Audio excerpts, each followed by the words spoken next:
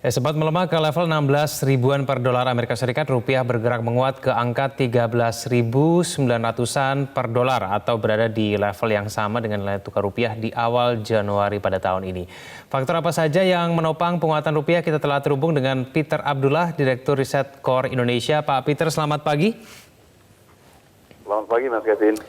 Ya Pak Peter, kalau menurut analisa Anda, apa yang kemudian membuat rupiah ini bisa menguat di bawah Rp14.000? Ya kalau kita lihat penguatan rupiah sudah berlangsung sekitar 1 bulan. Dan penguatannya secara terus-menerus dan sangat signifikan. Ya. Jadi ini kalau kita lihat, ya, seperti umumnya, kurs itu sangat dipengaruhi oleh supply dari dolar, ya, supply dari falas, ya. Dan ketersediaan supply dari falas itu dipengaruhi oleh utamanya untuk di Indonesia, kasus kita itu adalah aliran modal asing. Ya. Nah kalau kita lihat seperti yang disampaikan juga oleh Bank Indonesia, aliran modal asing yang terjadi selama 1 bulan terakhir ini cukup besar, ya. Ini mengindikasikan ya, adanya perbaikan appetite dari investor global. Ya. Dan ini saya kira sangat dipengaruhi oleh kondisi di global. Ya. Ada beberapa hal yang perlu kita catat di sini. Pertama, adanya likuiditas yang ample di pasar global yang seiring dengan program stimulus yang begitu gencar dilakukan oleh banyak negara. Ya, dengan likuiditas yang begitu ample, ya investor lebih punya appetite untuk masuk ke pasar-pasar yang dianggap berisiko. Ya. Yang kedua adalah rencana atau sudah dimulainya aktivitas ekonomi di beberapa negara, ya, seiring dengan meredahnya wabah COVID di beberapa negara tersebut. Nah ini kemudian didukung juga oleh kondisi di domestik yang saya kira memberikan harapan bahwasanya kita tidak akan terlalu buruk dalam menghadapi wabah COVID. Baik, ini apakah artinya memang sentimen luar negeri lebih banyak berpengaruh, Pak Peter, dibandingkan dengan sentimen dalam negeri terhadap penguatan nilai tukar rupiah ini? Ya penggerak utamanya saya kira adalah karena sumber dari suplai dolarnya dari luar negeri. Ya, kalau menurut saya faktor dominannya adalah global, ya.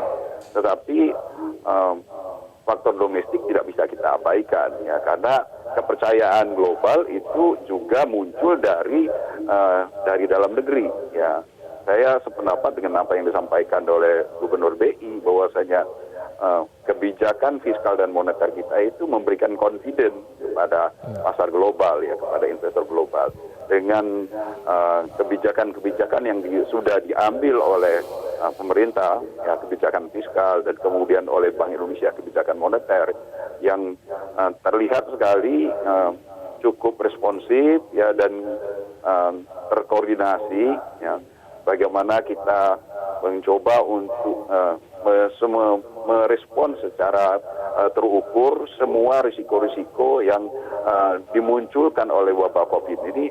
Ini saya kira memberikan confidence kepada para investor. Nah, terutama lagi kalau kita lihat sekarang ini harga surat berharga kita itu sudah under value. Ya, ini timing untuk mereka masuk. Baik, Pak Peter, kita tahu bahwa aksi demonstrasi masih berlangsung di Amerika Serikat, bahkan pada hari Sabtu waktu setempat di Amerika Serikat nanti rencananya akan ada aksi demonstrasi yang lebih besar. Apakah aksi demonstrasi ini juga berperan cukup besar terhadap penguatan nilai tukar rupiah, Pak Peter? Saya kira tidak, ya.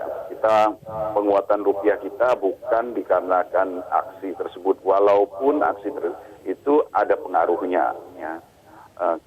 Kalau taruhlah misalnya terjadi aksi yang begitu besar yang menyebabkan aliran modal itu keluar dari Amerika, ya. Tapi kalau seandainya Indonesia tidak memberikan confidence, ya, yang baik kepada investor global, alirannya tidak akan masuk ke Indonesia, yang artinya rupiah tidak menjadi menguat, ya. Tapi ini kondisi di global ditambah dengan adanya kondisi krisis yang ada tanda kutip di Amerika menyebabkan aliran modal itu mengalir masuk ke Indonesia dan memperkuat rupiah. Baik. Pak Peter, seberapa besar kemudian potensi penguatan rupiah ini masih akan terus terjadi hingga beberapa waktu ke depan? Saya kira ini masih akan berlangsung ya.